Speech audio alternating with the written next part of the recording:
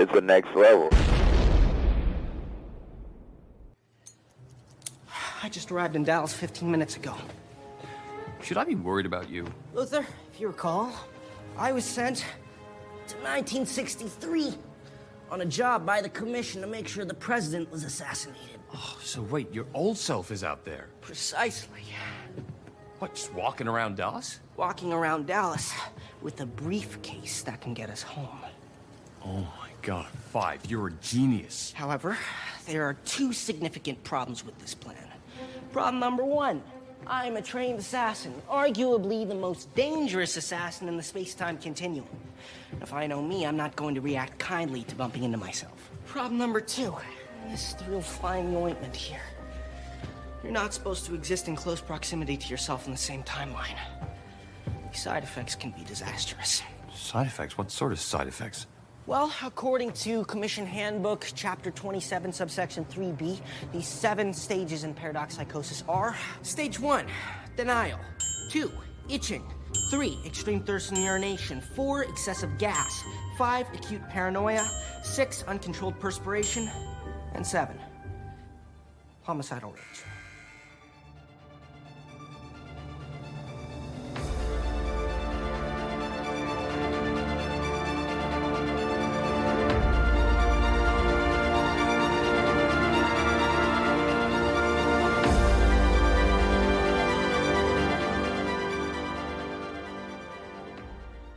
Hey, panelers, welcome back to the show. I'm Mark. And I'm Steve. You know, Mark, I say it every week, I think, and so I'm just going to say it early this time. It's so difficult to not go to the next episode at the end of these episodes. Like, it's just, this season has just been so good. And Oh, yeah. it amazes me how, I mean, the first season was good, but this season is just outstanding because we know the characters, we're invested, they changed up the characters just enough to make us curious, and I'm loving it a lot, and it's just so difficult not to go to the next one. Oh, definitely. And I know that feeling too, but as we all know, I binge watched it, but my memory is poop. And basically, whenever I watch again per episode, it does bring back information like, oh, okay, I could recall that information. But yeah, and I did that with this particular episode. There was so many cool events. Yeah. And this is one of them that where you had to really, really look at it and watch it to get like your quotes and get your best, impressions of what was going on within the episode, because to me, this is one of my favorites out of the season too. Yeah, and I wish I had watched it a third time, but like that second time I kept pausing and backing it up, and what was that? And so yeah, there was so many good things that there were good moments. Yeah. Definitely. And especially with Five and his future self, or older self, I should say. Some great moments. Yeah, I think I listed it as younger and older Five, even though technically the younger Five is older than the older Five.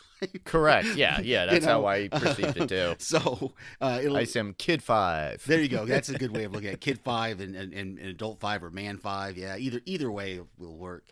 I think in one part of my notes I put Mustached Five because the older one's got a mustache. So and it's really cool too, because the way they look like facially, you would think grandfather and grandson. They did a really good job of casting that actor. Like I noticed on my second watch, and I didn't put this in my notes, is that even like the cadence of his voice and the way he speaks, they must have spent some time together with this character so that they could really get down the fact that they were playing the same person, just at different periods in their life. So oh, definitely. All right, well, we should move on to what the episode is about.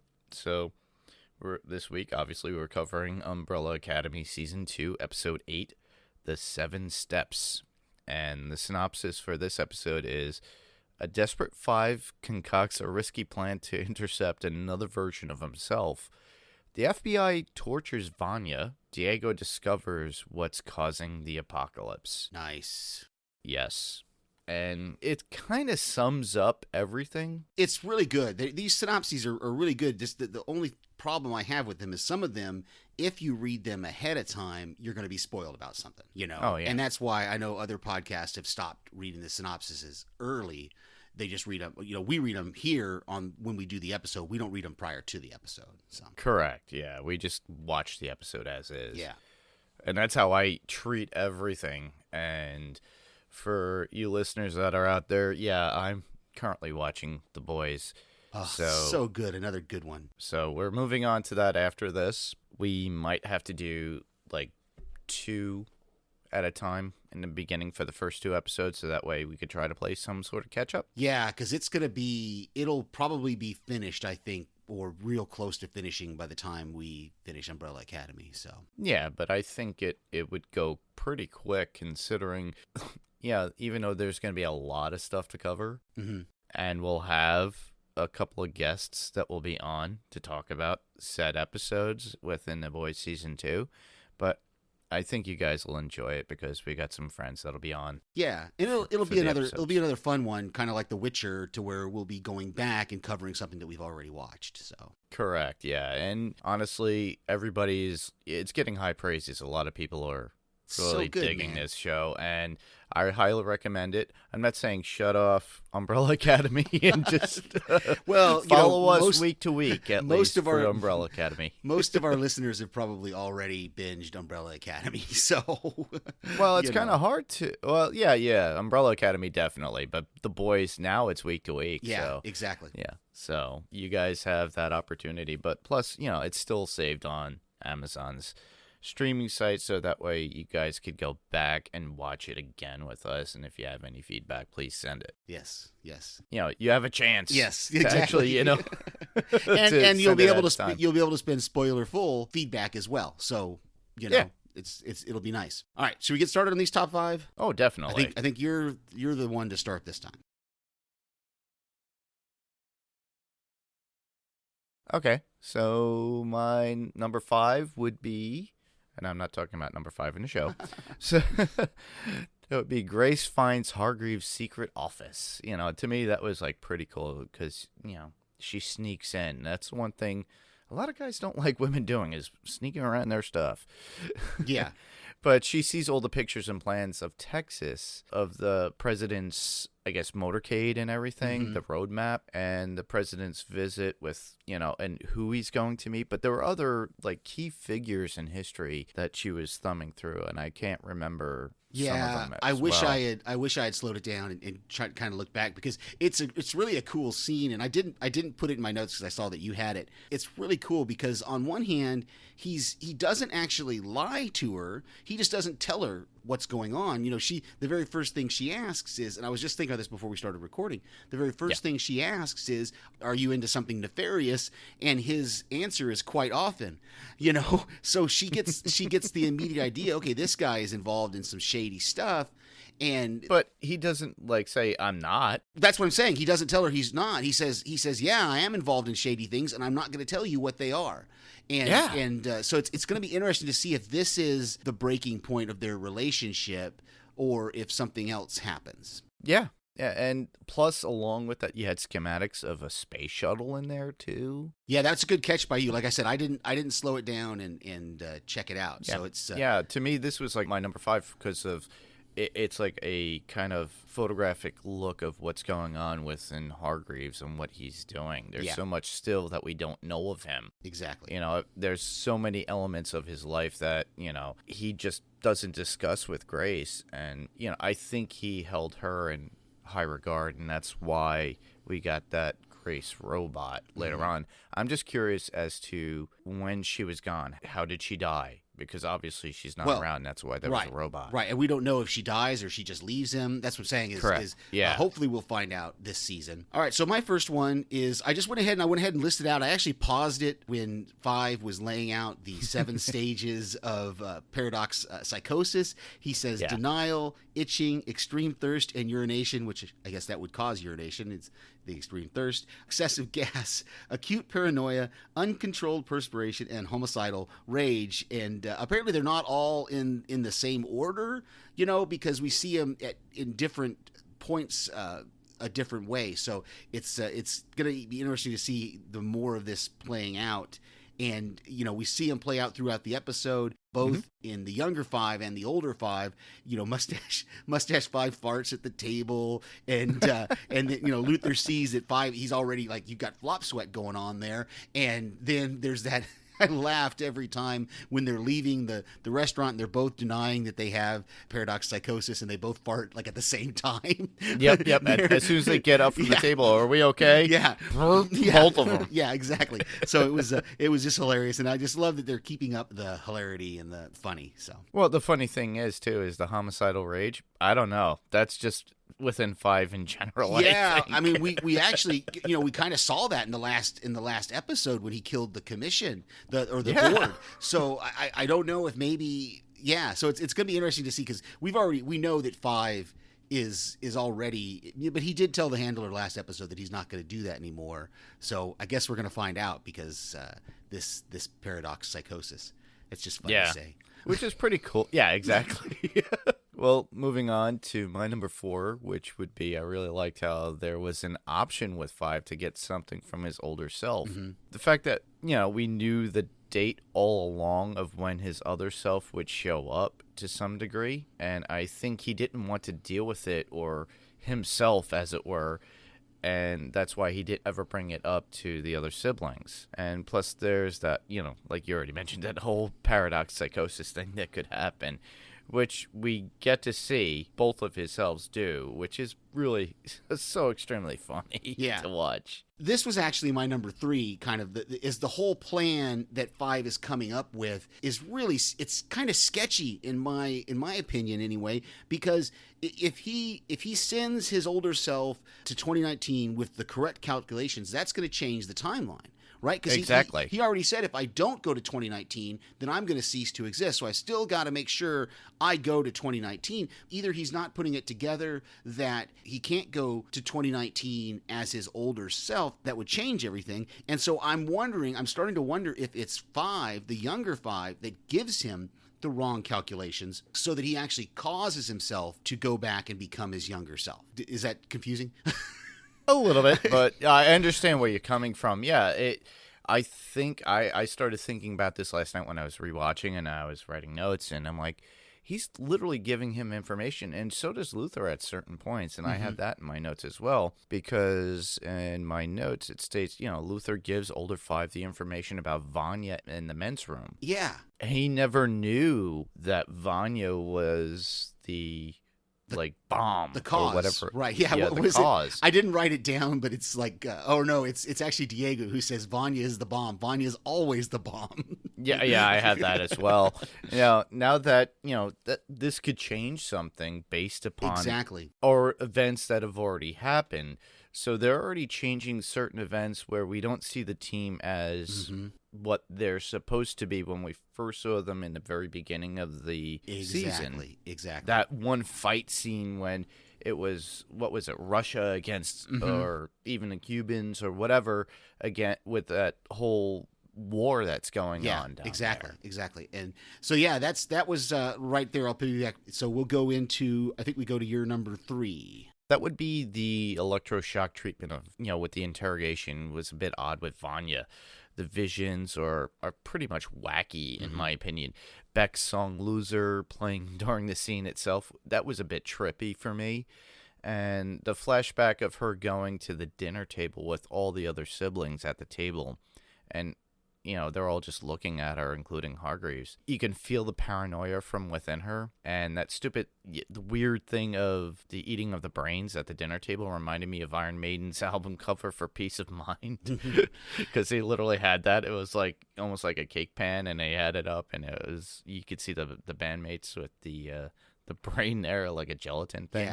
Yeah. That connect, and plus the connection with Harlan seems clear within it, within all the visions and everything that's going on, because they're sharing certain things. But when she takes a bite of that brain, her memories all come back. We see all these little things, that snippets of what we've already seen from last season up into the very beginning of this season, all come back to her, and the anger, the fear, the pain, and it seems that she just lashes out all the time because of all that. And that was a lot of her pent-up rage, I think, in the very beginning, because she was being suffocated because, Hargreaves. Yeah, it's an interesting take because it's really it shows us first off that her amnesia was real, and I had this later on in my point, so I'll just kind of combine some stuff that I had. The whole eating of the brains, like you said, is just wild. The fact that they used LSD to kind of start her interrogation or get her interrogation going, and they're shocking her is the whole thing is wild. Like you said, she has these eyeballs are down in the water trough thing. She has this vision of this dinner where they're all eating brains except for her, and then Hargreaves is just insisting and telling her, you got to eat the brains. The only way you're going to remember is if you eat the brains. And then, like you said, she gets this flood of memories, and she says, I remember. And you, even when they cut to Harlan, you see Harlan saying, I remember. It's going to be interesting to see how this affects Harlan in the next couple of episodes as well. We're so close to the end here that it's really surprising. But I'm just, that whole scene is just, like I said, I just keep going back to it, just wild. Everything. And like you said, she's got this pent up, it's a different type of subjugation that she was under. Like with Hargreaves, he was keeping her sedated with, the medication and the rumor that Allison had told her that she's not special, that she doesn't have any powers. Exactly. And then in this time, she's got the amnesia. So as soon as, just like in the first season, when the revelation that she has powers and that Allison, that's what caused her to go evil or psychotic or however you want to put it. And then in this episode, it's kind of the same. It's very similar. It's the same thing where she gets all this flood of memories and she goes psychotic and just can't stop. It's like once she starts, it's kind of like the Phoenix from X-Men days, that once she starts building up her power, she can't stop. She can't rein it in. And so I think that's what we're going to see here in the next couple episodes, maybe, is if she's able to rein it in. Oh, it's pretty funny how you bring up the Phoenix saga, and Ellen Page was actually in the X-Men. That's right, she was. So we've kind of talked about a lot of mine, so I'm just going to go to the one that I haven't talked about, which is Diego in the commission and going through his orientation. And, I love that little smile that she gets on her face, that she's really enjoying seeing his kind of reaction to everything that's going on around her. It's one of those things where like when he for the first time realizes that, wait, you guys control time, and she's like, no, we maintain time, we make sure the right thing is supposed to happen. Set forth, it's like it's set in its path. Yeah, and it's a whole, we get more and more information about what's going on with the handler after. It was hilarious when Herb says there was a coup d'etat, and Diego doesn't know what that means, as he has to explain it to him, and then we get the revelation that people are disappearing, that the timeline is changing, and Herb says, there's supposed to be 2 people in this room, and there's no one. There should have been 2 people in the room when Diego entered. So, and then of course the Diego finding out that Kennedy is supposed to die, really, this is going to be another thing that's going to be interesting to see if there's any kind of reaction by him in the next couple episodes, because if they don't stop Vanya, then Kennedy has to die. And that's his whole mission this season, has been to stop Kennedy's assassination. And now to find out that, oh no, Kennedy is supposed to die is going to be interesting. And that's how history has been written. And if you undo history, it unravels everything. Yeah. So we're gonna find out here. Like I said, there's a lot. It was so tough, like I said, to not go to the next one. So where are we at? I've got some of mine. We've got jumbled. I think we're jumbled. I would just go straight to my number 2, which actually revolves around what you were doing. Mm-hmm. So that would be Diego gets involved with Herb and looks at the timeline and her posting, pointing out that it's unraveling, and Herb brings Diego to La Resistance, and of course, Diego looks at him like, okay, what? Yeah. And then Dot's saying, you don't mess with case management. Yeah, I thought that was great when he comes in the room. It's almost like that scene where you think of when a bunch of nerds all get together to solve the problem, and you realize a bunch of hackers, or a bunch of hackers or whatever. They're like, we're case management. We can get this going. And so I love that we're getting more of Herb also, that he comes with Diego to Allison's house using the briefcase. I thought that was really cool there at the end, or towards the end. So one of mine is I'll just jump down to my notes since we kind of talked about all of mine. Is I had a question that I kind of answered for myself, because when Luther meets the older five, he introduces himself as number one. And when the older five looks at him, he says Luther. And I went, wait, how would he know what Luther's name is? Because he supposedly disappeared before they got names. And I realized, I remembered then from season 1 that he found the book. He found Vanya's book in the rubble. Correct. And so he read that. And so that's how he knows all of their names and stuff. So Well, they gave themselves their own names. not in the show. We have not seen any, there's not been a scene in the show that I recall anyway, where they showed us that naming, how they got those names. Like a flashback Right. or We've something not- of them saying, hey, I'm just going to give myself a name. Right. Or who gave them the names. I think other podcasts, I think Strange Indeed alluded to in the comics, or some, maybe, I can't remember. One of them talked about in the comics that Grace gave them the names, the robot Grace, but I don't remember that for sure. But we haven't been given that in the show yet, how they attained their names. That would be a nice flashback to go to, Mhm. to have that as them as kids or them achieving their names. Mhm. And of course, the one person we don't have a name for is Five. Right. Like I said, because he left before they got their names. So Correct. Yeah, he took off. So that was, and we saw that scene too in season 1. season I 1, think. yeah, when he disappears, right? Yeah. All right, cool. So we are to your number 1, unless we've already discussed your number 1. I don't think we have. No, we didn't get to there. And yeah, my number 1 would be Vanya is the bomb. She will always be the bomb, according to Diego and what he states in that quote.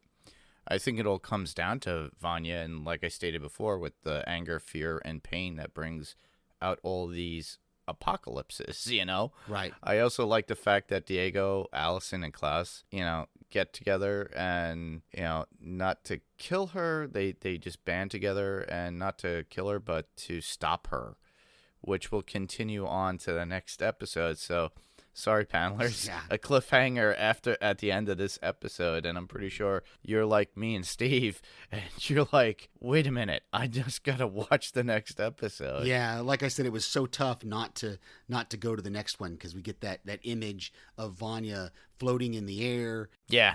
I love that the interaction there between Diego, Allison, and Klaus as they're on the floor, and Klaus is like, he's like, well, she killed all the FBI guys are down. Why is she still, doing this? Why doesn't she stop? And so we're going to have to see if maybe they're going to try to appeal to her. Are they going to be able to stop her? What's going to happen? And so I'm excited. We've only got 2 episodes left, so this has got to resolve. And that kind of brings me to what I'll use as my last point, which is also in my notes, is it didn't occur to me until the second watch that the younger Five says, I'm going to be on the grassy knoll in about an hour. And I realized, so unless we go all the way to November 25th, when Five originally showed up in the timeline, these last couple of episodes are just going to cover a short amount of time, like an hour, within an hour. Within an hour, because we got to see if Kennedy is going to be assassinated or not, or if the FBI building is still going to blow up, if they're going to be able to stop it, and then what happens to bring them together as a team to fight for America if that happens. So it's like you said, cliffhanger, and we're stuck waiting until we finish this podcast to watch the next one. But the funny thing is too, we had that, I think it was last episode where we were watching, was within 77 minutes. Yeah, you're right. I forgot about that but I mean, it covered a little bit different because Five travels to 1982, remember, and then he comes back and he says, okay, we've only got 77 minutes. So you're right. Yeah. That episode covered a shorter amount of time because it ends with where this episode picks right up, which is right after they missed the appointment. So yeah, it covered a little over the 77 minutes because he throws the briefcase up into the air And destroys it. Yeah, so that they don't get caught in the time wave. 3 of All them. right, well, you should move on to our notes. You've used a lot, I see. Yeah, I think the only one I have, well, there's a couple. The only one I have left, really, that we haven't already talked about is that infinite switchboard. And Yeah. it just, that whole room was really, really cool, and I liked the look of it. And what did you think of the infinite switchboard? Well, to me, it looked like an old phone style switchboard with quarter-inch connections to tap into certain areas to get, basically connect somebody. But with this, it was within, specific timelines, and Herb was, he's the master of it, obviously, Yeah. and connecting it and getting to see where Vanya was. But they also had the tube TVs above them so you could see what's going on within said timeline.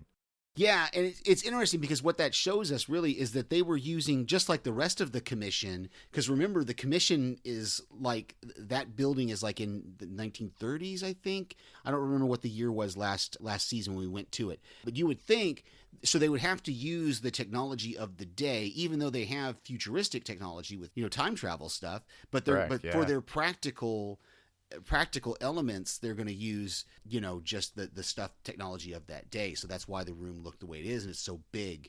You would think that they wouldn't need that much room. So Yeah. I didn't put in my notes, but I noticed it on the second watch when the Swede is about to chop his hand off, because that's the hand he used to kill his brother. Mhm. He notices another one of those tubes come down from the commission, or the cat maybe knocks over the one that had the information about Diego. I'm not really sure, but I realized, like I said, on my second watch, that he takes the knife and he scratches it off, and he realizes that the handler, that we now get confirmation that tube that came down the chimney was thrown there by Lila, that it was put together as a craft project by the handler, because we get this quick glimpse. We don't see her face, but we see all the stuff on the table. We see her spray painting or painting the tube so that it looks like it comes from the commission, and then he smells it, and he smells the lavender of the same scent that the handler had. So this is going to be interesting, that the Swede now realizes that it wasn't Diego who killed his brother, it was the handler. And it's going to be interesting to see, because he's going to want to get revenge on the handler, I think. Oh, definitely. You know that. He's into Lila, but, he doesn't like her mom. Yeah.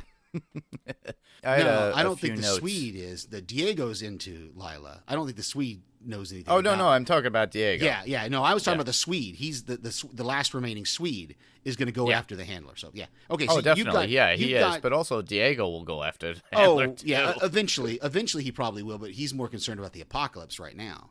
Because that whole thing where he admitted that he's not as into Lila as she is into him, and that gave the handler enough to go, okay, we'll put him through orientation and see how he works out. So, but you've got a few notes here as well. Oh, definitely. The first one would be the FBI agent when Vanya was trying to use her powers to get away from during the interrogation. Mm-hmm. It looked like he was transforming in the face when she was using her power on him. No, I And don't. I don't think so. I don't think that's what was. I think that's just what her power. Like, I think she was going to blow up his head with her power, with her telekinesis. I don't think he's any kind of. I don't think there's any kind of alien thing in him, because it stops. The reason it stops is because that the nurse grabs her and sedates her and puts the chloroform or whatever that was on that. Yeah, it was that chloroform. thing. Yeah, And that's what stops. I think she was going to explode his head with her power, because we're not 100% sure.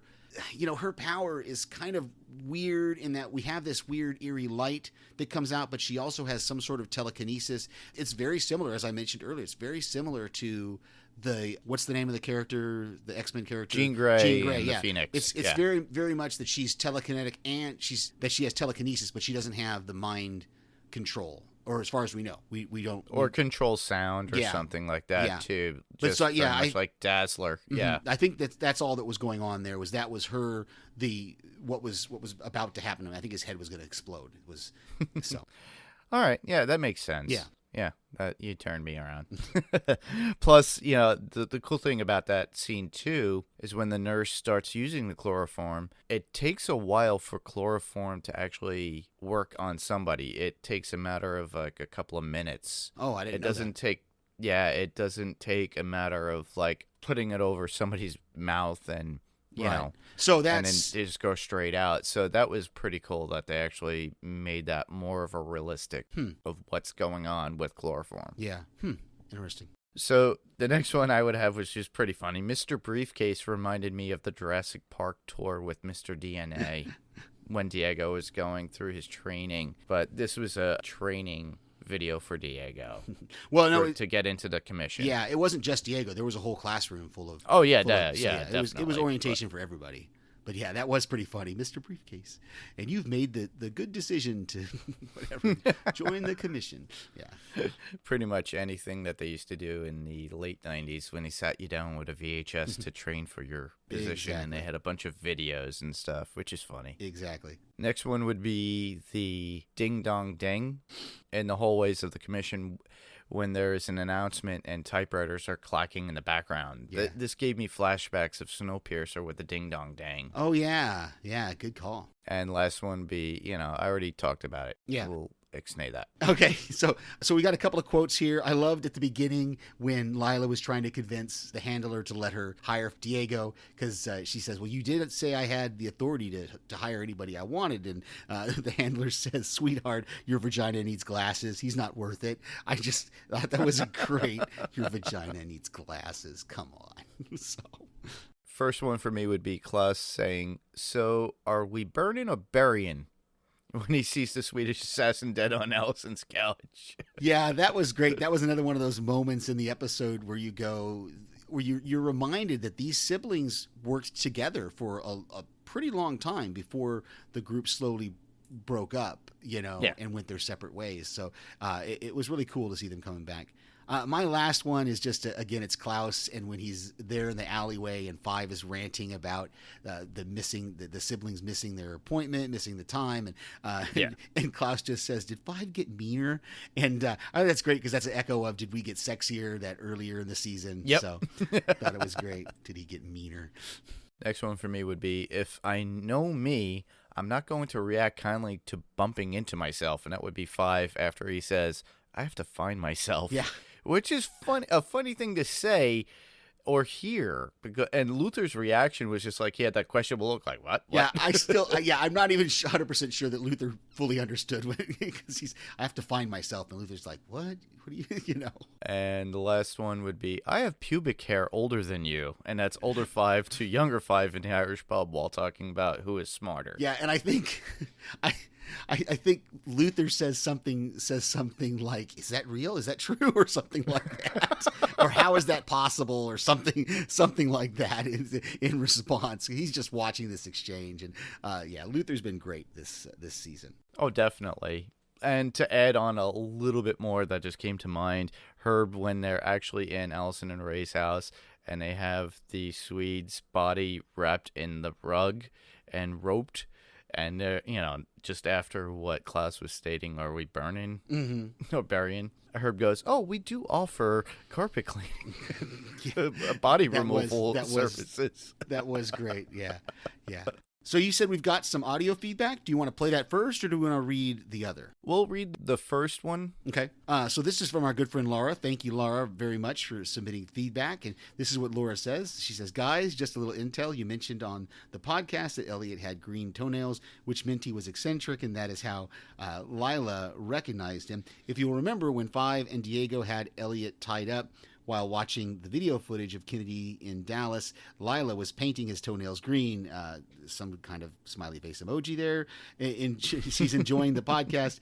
I was too impatient to go week by week with this one, but I look forward to hearing what you thought of this season." So thank you very much again, Laura, for that. And thank you for that reminder that, yes, the green toenails was Lila while Elliot was tied up. Cool. And thank you, Lyra, for saying that and clarifying it. Actually, you brought that back to my memory when I saw that. I was like, oh, you're right, when you wrote that. So I thought that was cool. Now we got some audio feedback from our friend Daphne, and I'll play that now. Hey, Mark and Steve. This is Daphne, just sending in feedback for Umbrella Academy Season 2, Episode 8. Wow. Lila is just like her mommy, because kidnapping Diego sounds like something the handler would do. It's interesting that Lila seems to be really attached to Diego, and I wonder what would happen if she had to make a choice between the two. Poor Grace. I'm just afraid of what's going to happen to her now that Reginald has seen her digging amongst his things, and she has run off now. And Five meeting Five and all the farts that you can handle. Wow. I can't even. And then there was Vanya and her acid trip. It's quite scary to think that she may be responsible for yet another explosion that causes the end of the world. Hopefully they'll be able to figure it out soon. Looking forward to hearing what you guys think and listening to the episode. Bye, guys. Well, thank you. Yes, thank you so much, Daphne. Yeah, that was pretty cool. And yeah, it's like, yeah, it all leads to Vanya. Yep. VanyaIsTheBomb.com. All right. All right, well, we got some comic news, and good news at least, this week. I'm loving it and the idea. We have a She-Hulk now for the Disney Plus show, and it's not Alison Brie like I wanted it to be, but we do have Tatiana Maslany in the lead role, and I can see her in the Jennifer Walters character in the show. And if you listeners are not familiar with her, she was in a TV show called Orphan Black, where she had to play multiple versions of herself or her character self. Yeah, Orphan Black was a wonderful, wonderful show. I have the discs. I need to go back and rewatch that here eventually because it's about 5 or 6 seasons, I think, and it was really, really good. And Tatiana Maslany is excellent in it as well. So yeah, I only caught maybe about 10 episodes, but every one that I watched was really cool, and it's something I should really look back at and go forward with. But I'm just happy that they finally got somebody signed on to play this character, and Mark Ruffalo actually tweeted it out before I think it was officially launched, as per usual, stating it's like, oh, welcome to the family or something. Yeah. But yeah, that it's pretty cool. Now that I look forward to seeing Mark Ruffalo in that show, because that's how else is Jennifer Walters going to become She-Hulk? She has to have that blood transfusion from her cousin Bruce Banner. Okay. And the last part of our comic news, that would be the Mandalorian Season 2 trailer has dropped. And that just means that it will be coming at the end of October, and I can't wait to watch it, and a lot of other people I know are going to be anticipating it. It looks amazing, so I'm excited for it. I'm excited of our friends at House Podcastica. We'll be covering it when it comes out, so definitely that's going to be that's, I guess, right into our podcast recommendations. Yeah, with podcast recommendations, I would have Strange Indeed with their coverage and review on the Umbrella Academy Season 2. So check out Rima and Paik on the Podcastica Network on Strange Indeed and check them out. And last one I would have would be Run for Your Lives with Daphne and Paik on the Pirate Core Entertainment Network. They cover monster movies, disaster movies, and anything else that makes you run for your lives. So they are covering Twister this week, and it should be available once you hear this podcast. I actually sent in some feedback, and yeah, it was a movie that I enjoyed too. So I suggest. I think I missed the deadline on that, so and I could not find it streaming anywhere, so I wasn't able to watch it. But I may try to send something in real quick if they haven't finalized their recording yet. I'll see, maybe. Okay. So, but yeah, I meant to send something into them, and I just completely forgot. This was a strange indeed week for me. I didn't. All right. So the only podcast recommendation I have, besides the one I already gave, was that we have to go back. Lost Revisited, which is a joint podcast between Podcastica and this network, the Next Level Podcast Network, is back. Ben and Kristen are doing a wonderful job with this slow rewatch of Lost. They have just started season 4, and this is where stuff gets crazy in Lost. So if you are a fan of Lost, or if you're just a fan of Ben and Kristen, give it a listen. I love it. It's a great podcast. I try to send them something every week as well, and I've just got to get Run for Your Lives in the rotation of podcast recordings. So many podcasts. It's true. It's so little time. Well, to submit your feedback, we can be heard on Spotify, Google Play, Apple Podcasts, or wherever you get your podcast player of choice. If ratings are available, please give us a rating or review on one of all of those platforms. And you can check us out on our new website, www.panelstopixelspodcast.com. And to submit your theories and feedback, go to our Facebook group. That would be facebook.com/panelstopixels. Or you could send us an email old school. And that would be at panels2pixels1@gmail.com. That would be panels, and 2 is spelt with T-O, and pixels, and the number 1@gmail.com. Or you can call us and leave a voicemail at 845-350-2095. Again, that's 845-350-2095. Act now. And you could also find us on YouTube if you search Panels to Pixels Podcast. So please give us a thumbs up or subscribe, whatever you want to do. Anything, any interaction or comments on there would be greatly appreciated. So if you want to send us feedback for any episodes of Season 2 of The Umbrella Academy, just send them ahead. Just make sure that you're aware that, we're doing this episode per episode. Yeah, I have a really bad memory when it comes to the shows, but I will hold on to your feedback and we will put that into specific episodes that are coming on. And at this point, we only have 2 more episodes, I believe. Yep. So where else can listeners hear us? Well, you can hear me right here, of course, and I love watching TV. I probably love watching TV way too much, but I send voicemails to various podcasts. There's only a few. It seems like a lot, but I send voicemails to different podcasts that cover TV shows that I love and that are from the friends of mine that I have, and so I enjoy that. So you can hear my voice pop up just about anywhere you think. And I can be found right here on Panels of Pixels, as well as sending out audio feedback to other podcasts that I love that my friends do. You can also hear me on a new podcast that will be releasing soon called Adrenaline Cinema on the Pirate Core Entertainment Network. That podcast will be about those action and adventure films, pure action films, and anything to do with what gets your adrenaline going while watching an action film. Panels to Pixels will remain on the Next Level Podcast Network. Stay tuned here and we'll keep you up to date, or just check out Pirate Core Entertainment's website, which would be pirate and core spelled out CORPS entertainment.com. Well, thanks for listening, panelers. I'm Steve. And I'm Mark. And we'll see you on the next panel. Good night. Good night.